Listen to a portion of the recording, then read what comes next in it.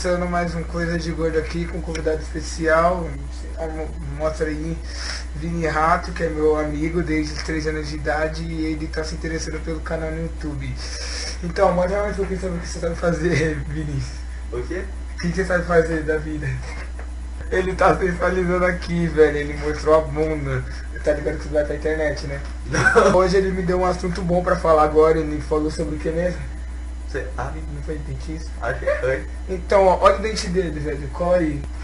Ah, vamos ver essa câmera. O ferrinho do... ferro do aparelho dele soltou, mano. É 1h20 da...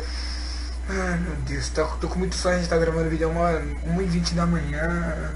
E vamos falar sobre dentista. Tem uns dentistas filha da puta, velho, que coloca aparelho e aperta até seu cu direito pra você se fuder com seu dente. Como eu não preciso de... eu não preciso de aparelho, então eu não coloco. Mas esse porra aqui precisa de aparelho. Então, agora vamos mudar de assunto. Vamos falar sobre tênis. Quantos filha da puta de modinha tem nesse Brasil, velho, andando de skate aqui?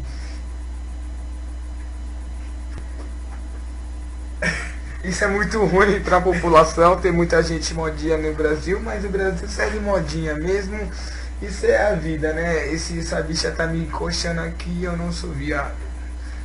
Tô com sono pra caralho. Olha, Vinícius, vai fazer uma escola pra gente, mano.